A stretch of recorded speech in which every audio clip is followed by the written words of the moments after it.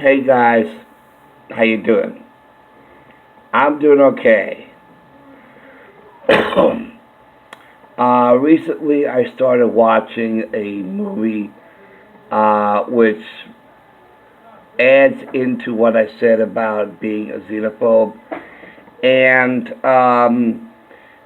I started to think about my understanding of the definition of xenophobe and phobia in particular. So I looked online, and of course, the first thing that's available is Wikipedia. But Wikipedia is a very progressive, liberal, um, uh, whatever. Okay, so I do not trust their definitions as being fair, balanced, and impartial. Okay, so I went to the dictionary that I've always used long before there was Wikipedia, long before there was the internet, and that is the Webster Dictionary. Okay, I would even go as far as say the Oxford Dictionary, even the Reader's Digest Dictionary. But I think that Merriam-Webster, or at least Webster in any case, would give a more accurate definition of phobia, um, because the Wikipedia talks about fear and hate, and that is not my understanding, because hatred is subjective and it's relative, because there are different types of hate. Okay, so anyway, I'm going with the Merriam-Webster definition of phobia and xenophobia. Okay, now, a phobia is, as a noun, the definition of phobia, okay, an exaggerated, usually inexplicable and illogical fear of a particular object, class of objects, or situation. Okay, so according to the Merriam-Webster dictionary, the dictionary has been around for over 100 years, almost 200 years.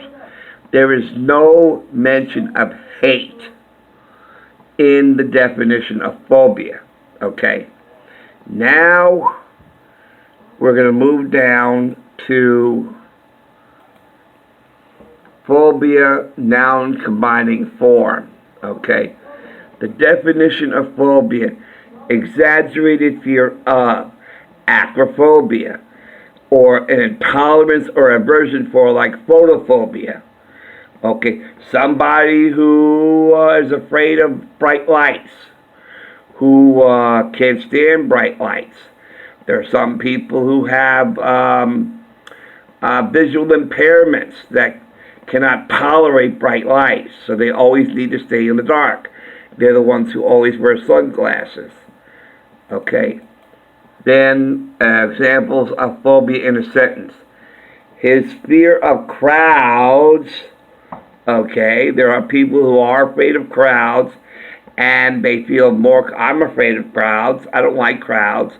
I feel crowds are very suffocating. They're smothering. I don't like them. Okay. Is that hatred in my heart? I'm just afraid of them. I don't like it. His fear of crowds eventually developed into a phobia. Okay. So, that's an example of a phobia. Okay. Here we go. Continuing on. Okay. Recent examples on the web of a noun. About 40% of the general population report some fear of flying. How many of you out there are afraid of flying? I know a few people are afraid. They will not get on an airplane. They refuse to get on an airplane. They hate flying if they have to. You know, some people who don't like flying or are afraid of flying insist on getting a beverage, a drink to calm them down, so they're not so terrified because of the fear of flying. Some people like me, I love flying. Other people are afraid of flying. They're terrified of flying. They have this intense phobia of flying, whether it's they're afraid of being up in the skies, whether they're afraid of crashing, okay? This fear of flying, do they love flying that they fear? No. They hate flying if they have to. If they don't have to, they avoid it at all costs, right? You hate flying, you would take the train. You take a bus if you hate flying. If you hate and fear flying, you take the bus. But it's a hatred that comes with the fear. Okay, it's not like I hate you because you're Catholic or you're a male or you're this or you're that. Okay, you hate flying. Sorry, the hatred is linked with the fear because if you can't love something you are afraid of. You can't like something you're afraid of. I like it and I'm afraid. That doesn't make any sense, does it? If you're afraid of something, do you like it? Do you like something you're afraid of? Do you love something you're afraid of? Do you love something you're terrified of? No. No. So it's a different type of hate. There are different types of hate. Okay? So when Wikipedia talks about hate and fear, like xenophobia, and what Bernie Sanders' opinion about the president being a xenophobe, being that they are afraid of and they hate flying or hate strangers, it's a different type of hate. Okay, so let's read this again. About 40% of the general population reports some fear of flying. Do they love flying if they're afraid of it? No, right? They hate it. If they have to fly and they hate it, if they have to fly and they're so terrified of it, I can't imagine anybody would love going through that. No, they would hate it. Okay, so it's a different type of hate than being a racist or being this or that. Okay. It's a different type of hate. Let's make that clear. Okay? Because if you're terrified of flying, I can't imagine you would love flying if you're terrified of it. Okay? So, you would hate it if you had to. Okay. And 2.5% have what is classified as a clinical phobia, one in which a person avoids flying. You see that? Avoids flying or does so with significant distress. Okay. So, when I talk about xenophobia for myself and for so many others, it's a mild case. So mild, in fact, that we hardly call it a phobia because it really doesn't classify as a phobia. But because of how crazy the world is and how many crazy people are out there, unstable people, you have to be afraid. Excuse me. Okay. Lots of Americans have a fear of flying. There are ways to overcome the anxiety disorder. Okay. Not that the youths and the pejorative for transience intolerance and tech phobia among their elders is entirely wrong, mind you. Okay. Excuse me.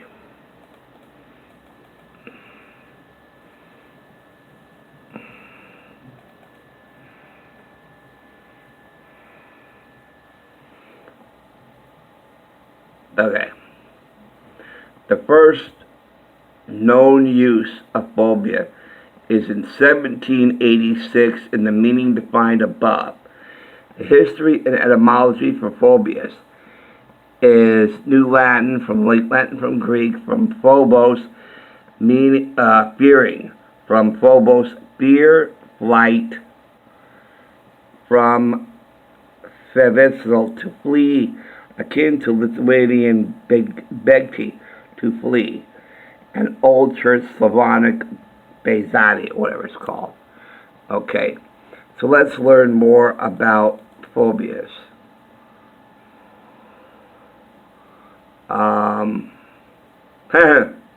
Hold on.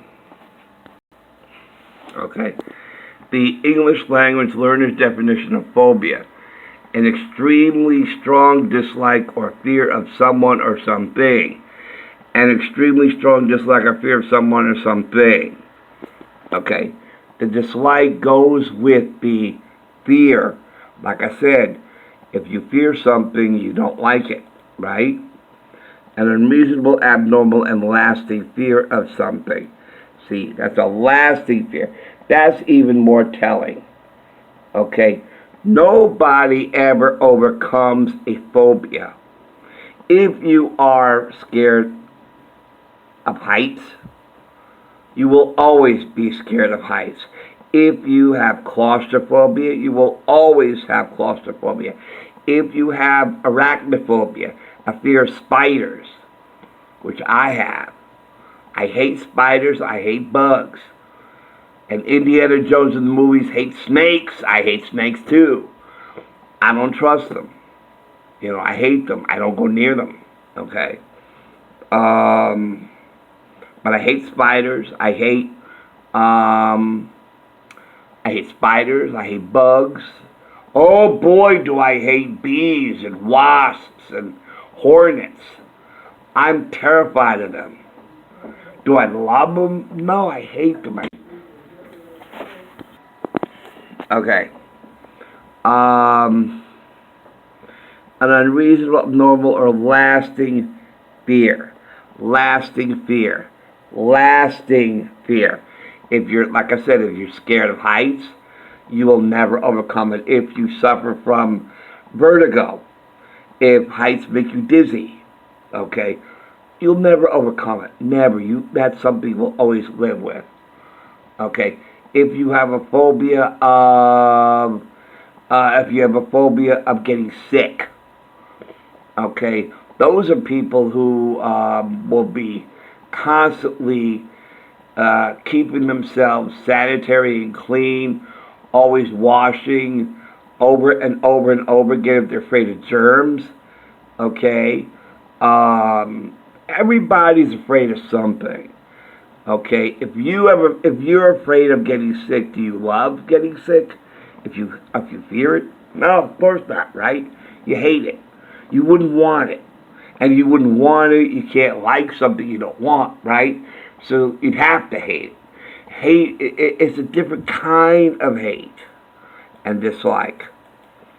Okay, now the medical definition of a phobia: an exaggerated and often disabling fear, usually inexplicable to the subject and having sometimes a logical but usually an illogical or symbolic object, class of objects, or situations. Okay, so there's all kinds of phobias. Now, okay, so let's talk about xenophobia. Okay, xenophobia is a fear and hatred of strangers or foreigners or of anything that is strange or foreign. Okay, well, as far as foreigners are concerned, we know that President Trump isn't afraid of them because he flies all around the world and talks to foreigners or people from other countries. Okay, he just recently, so he talks with China, he talks with Japan, he talks with people from England, from Poland, Mexico. So he's not afraid of them, he doesn't hate them, because he talks to them all the time. So as far as foreigners are concerned, okay, that doesn't apply to President Trump because he's always talking to members of foreign countries. Okay, so xenophobia is incorrectly used in this sense. Okay, Xenophobia, and now I'm starting to think about it, xenophobia is mainly a hermit. Okay, someone who is xenophobic is basically a hermit, stays away from strangers, stays away from people. Xenophobia, people who suffer xenophobia either stick with their own kind or are very, very private and lone. They are alone, they're loners. They don't go, they completely avoid social situations altogether. They don't talk to people, they keep to themselves. Many, many mass shooters and people who they found afterwards who are into themselves are xenophobes. They're the xenophobes. They're the ones that have absolutely no contact with other people. They don't have that human touch, that human interaction, because whatever the reason, it is a xenophobia that these people have, and that's why they go into these shootings. They go into these rampages, shooting rampages, because all these people are strangers, or aliens, or foreign to them, so they must destroy them. That's a xenophobe. Xenophobia applied to President Trump is erroneous. It does not apply to President Trump. Okay, but in my opinion, okay, when you are a fear and you're afraid of strangers, if you are afraid of somebody, do you like them? If you're afraid of them, if you're terrified of them, I'm going to go with the word homophobe, right? You're so absolutely petrified, terrified of gays and lesbians, absolutely terrified. It's this irrational fear. That's homophobe. To be irrationally and absolutely terrified to the marrow of your bones of gays and lesbians. You're so afraid of what they'll do to you. You're so afraid of what a lesbian or a homosexual or a gay will do to you. That's a homophobe. It's not really a hatred. It's more of a fear. It's more of a terror. Like you're scared of spiders. You're scared of closed spaces. You're afraid of heights. You're afraid of mice. I tell you, I had a girlfriend once who was absolutely terrified of thunder and lightning. It's absolutely true. And I'll never forget that one night we were in a brief relationship because she unfortunately passed away after 6 weeks being with her. But during that time there was a storm, and we were in the apartment, and there was thunder and lightning, and she was physically shaking all over. She was so terrified of the noise of the flashing light of lightning, the boom of the thunder. Some people are afraid of loud noises. I'll tell you, I think my cats have a terrible hatred of loud noises. But my former girlfriend, she was terrified of thunder and lightning. She couldn't stand it. She hated it. She hated when there was a storm out, because all those fears, all that terror would come up, and the loud boom of thunder, and the flashing light of the lightning. Oh, it was so terrifying for her. And so what I did was I wrapped my arm around her and I held her close to me and told her, "You're safe within my arms. You are safe with me." And when she could feel me embrace her and hold her, she felt safe. And she was able to endure the storm until it was over. My last girlfriend's cat hated noise too. And I don't know if it hurt the eardrums or what, but every time there was a loud noise, boy, that cat would run into a corner and hide, because either it bothered her or she was just, the noise just terrified her. So this is phobia. Okay, so xenophobia is a very extreme word and is not used really all that much except for very extreme cases. So, yeah, I'm a xenophobe and proud of it, but like I said, with me, it's a mild case. And I think everybody has a mild case of xenophobia. And in fact, I will replay that little soundbite of Bernie Sanders and go into another scenario that absolutely justifies the normalcy, okay, the perfect okay of being a xenophobe. That there's nothing wrong with being a xenophobe if it's in moderation, like many of us are. Okay, so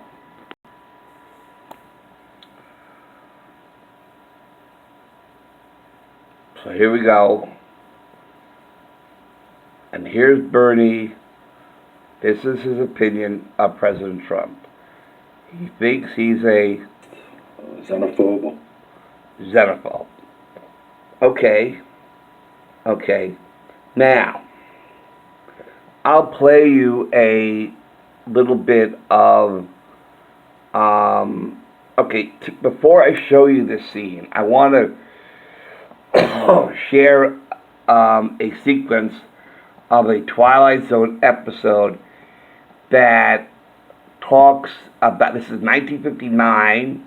This episode of the Twilight Zone was from 1959 about the people on the street, which I've often said we will appear civil, but we will always be afraid of the person on the street because we don't know him. He's a complete stranger. So we don't know the kind of person that person is. So we will always be afraid of someone we don't know, a stranger. That is being a xenophobe in the mildest sense. So, let me share this one sequence from the Twilight Zone. Okay, and this is the episode, the 1959 episode, the after hours of a woman trying to buy something in a department store and come up on a floor a floor that doesn't exist, and so forth. So now she's alone in the department store after hours.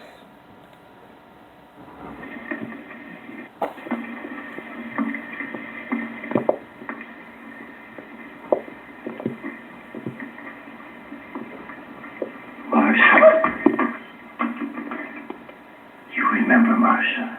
Climb off it. Come on, dear. Marcia. Marcia. Marcia. Marcia. Marcia. Marcia. Come on, Marcia. Climb over, Marcia. Marcia. Marcia.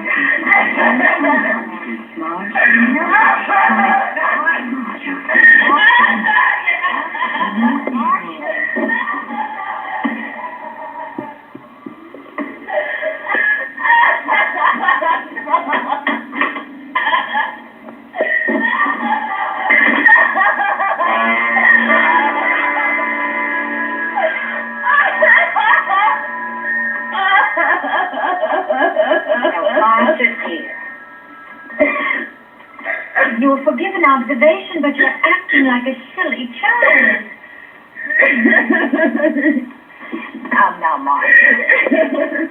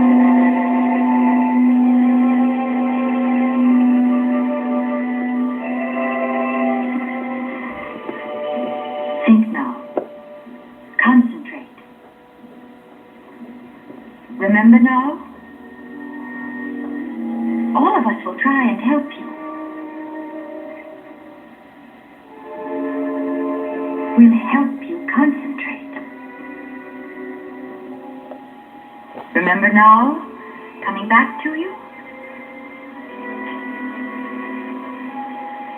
That's odd.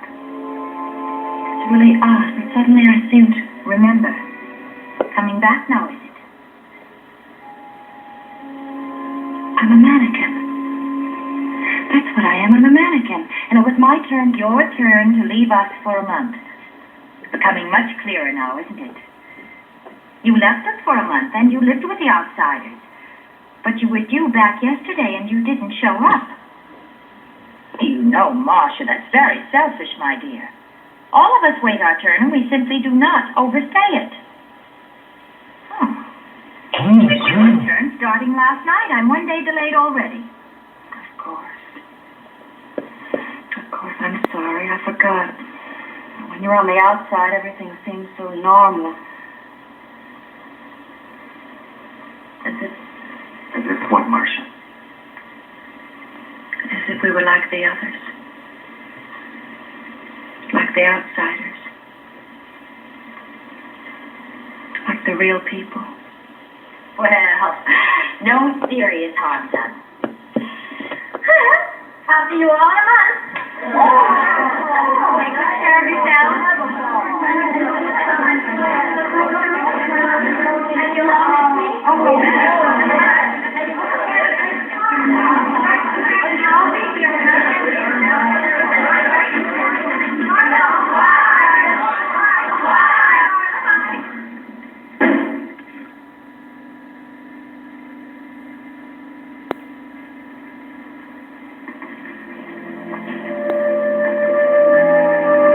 Yourself, Marcia? Was it fun? Ever so much fun.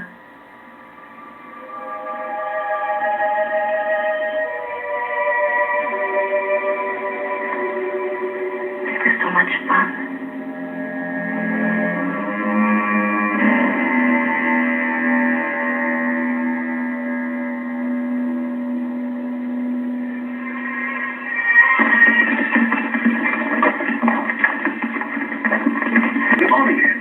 We're expecting $100 out of you today.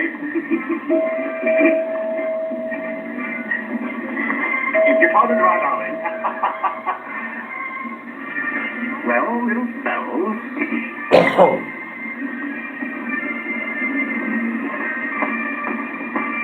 Molly, ready? Here. Break it up. Back to your post, girls. It's 9 o'clock. Really?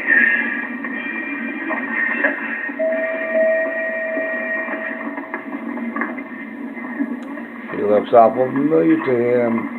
He just saw her yesterday, but he shrugs it off.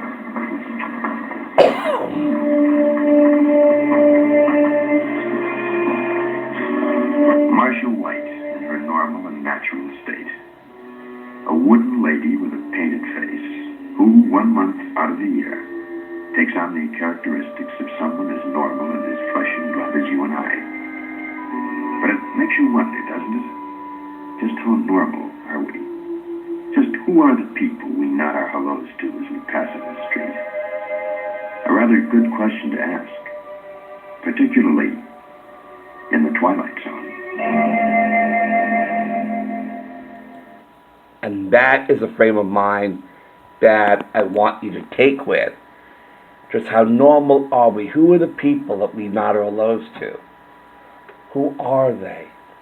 Now, I'm going to show you a scene that brought this on. One, about the danger. You'll see what I'm talking about. Okay, this movie is called The X from 1997. And it's almost as bad as Fatal Attraction, if you remember that movie. Okay, with Glenn Close and was it Robert Douglas or Michael Douglas? Okay.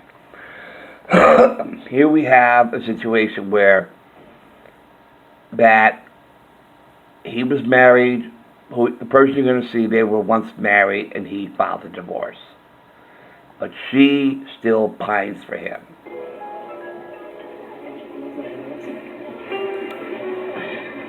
And so they agreed to meet in a restaurant to talk. Since when have you started drinking martinis? I've acquired quite a few habits you don't know about, David. Is there a man in your life? Yes, I've been living with somebody in Palm Beach for the past 11 months. He's a great tennis player. I could never beat him. I could always beat you. Maybe that's why I liked you better. You know, if I marry the guy, you could always build us our dream house. He owns some wonderful lakefront property, and I do remember that you always had an idea for something on the cliffs. So you have a good memory. Well, we can't always control what we remember. You know, maybe we have very little control over our lives after all. For instance, here I am walking down the street in a brand new city, and I see your name on a wooden fence. I look up, and there you are. Isn't that just a remarkable coincidence? Was it a coincidence, Deidre? What else could it be, David? Oh, goodness, you don't think I tracked you down, do you? Why would you? Well, I guess we'll be bumping into each other all over the place. It isn't that big a city. I always thought it was. Why wouldn't you come with me to my hotel for a drink? Were you worried about being alone with me? To tell you the truth, I'm trying to get over this as quickly as possible. Just trying to be polite. Something like that. A formality. Yes, for now. Why do you always get so angry at me, David? You know, I wonder, are you pretending? Or do you really have no idea what is going on here? You're just playing back old tapes, David. Maybe I am. I just don't like the way I feel when I'm around you. But Molly makes you feel good? So I married her. Hmm. You know, I really don't think divorced people should see each other, particularly when there's no kids involved. Just cut the cord, pretend it never happened, pretend I'm dead. I gotta go. Still my treat. A real pleasure, David.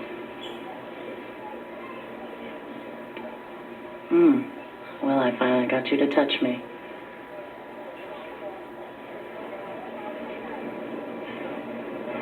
Stop it, Rita. You're making a fool of yourself.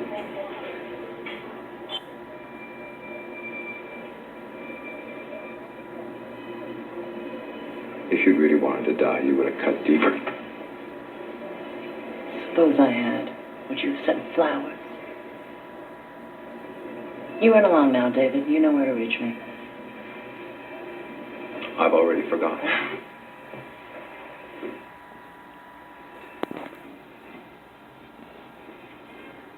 Look back, David, please look back.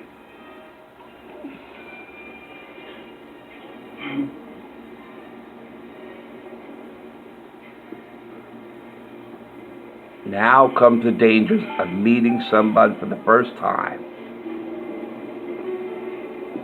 when you don't know anything about them. Xenophobia. Apparently he doesn't have You like it. drinking alone? Are you married? The truth, man. Yeah. And you may sit down. So right now we know no morals. I'm Frank. I'm Molly. Molly, that's a good old-fashioned name. Got in trouble with your boyfriend? Okay, here we go. Her name was Deidre. And she called herself the same name that her ex-husband's new wife has.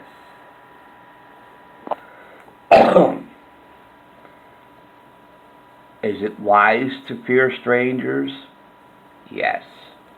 Well, that was my husband. He thinks I drink too much. Well, I don't have a problem with that. 2 lives already. Waiter. You know what? Why don't we pick up a bottle and go somewhere and enjoy it privately? Why didn't I think of that? That old place you're gonna love. I'm sure you do. So, any little kids, or shouldn't I ask? One boy, Michael. He's 5. People say he's a spitting image of me. I've got 3 myself. You know, it's really great, finally being honest for a change. No bullshit. Very a woman. I'm so glad you noticed. Say my name. Molly. Molly. wanted to after you? Oh, that's just right. And moments later, in the What I bathtub, want you to do for me? with a total stranger, Anything for you. her to him and him to her. Just relax. Now he'll do everything she wants and anything he wants. Or anything she wants. Ooh, you're a terrific shade. Remember the days when men were stronger than women? There's a lot of strong women out there. Guys gotta be careful. You know what, Frank? That's very right. It's very, very true.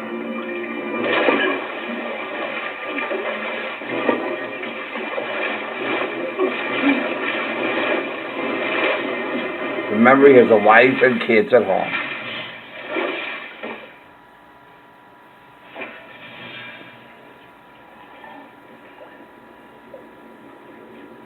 You're a sissy.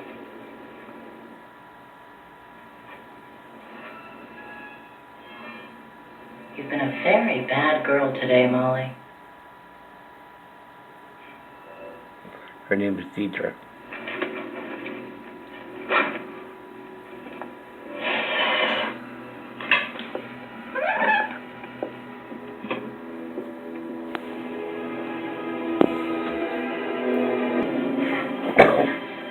Here she is watching a video of her and her ex-husband.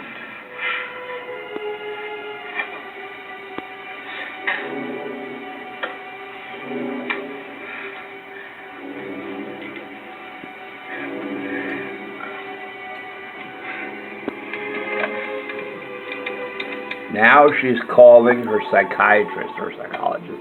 This is Dr. Lillian Jonas. You've reached my private line. Please leave a message at the tone. Pick up the phone, Dr. Jonas. It's Deirdre. I know you want to talk to me. Yes, Deirdre. I'm here. You knew I'd call sooner or later, didn't you? Are you all right? Are you taking your medication? Yes, I'm getting my medication.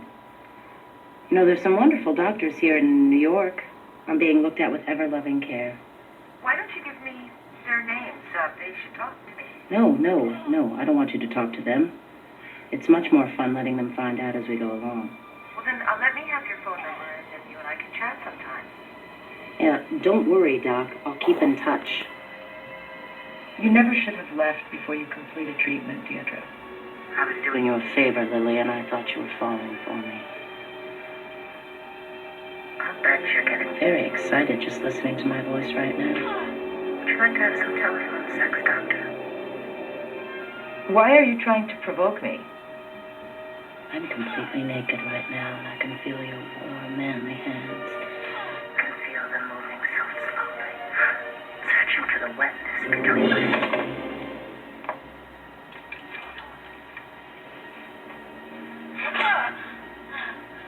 You can't disconnect a poor girl before she's had her little orgasm, Lillian. It's so fucking selfish of you to pretend that you're not listening. I love your mouth, Lillian. It's a man's mouth. Those thin lips. I want to feel those thin lips all over.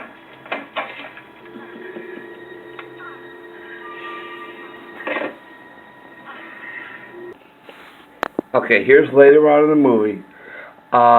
Since she is so obsessed with her ex, she tracks down his wife and son and befriends the two of them. So this is almost patterned after Fatal Attraction.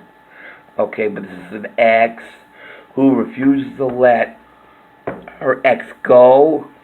And so now she basically is a destroyer of worlds. Because according to the Jewish tradition, every human being is a world or universe. And if you save one person's life from death, you're credited as saving an entire universe. Okay, so here we have two universes, hers and his, in her hands. Okay. Great, thank you. I'm gonna stay here with her. Okay.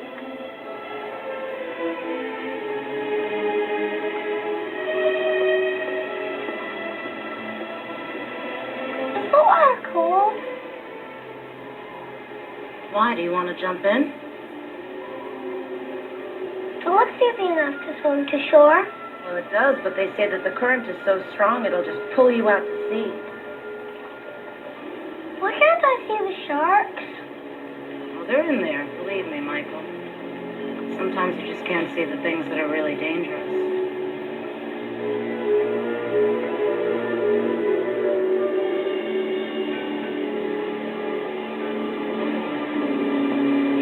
I heard a shark attacked me and was supposed to hit it on the nose. You know what? And I bet you could too. You're very, very strong. I can hurt people bigger than me. How does that make you feel? My mom and dad think I'm bad. What do you think? I know I'm bad. Huh? That's all right, because a lot of people think I'm bad too. They take me to these doctors to make me feel better, but they're just trying to find out how really bad I am. You know what, Michael? That's all right, because I fooled them. I've always fooled them. And I can teach you how, too. You want to learn? Good. Let's go look at the paddle.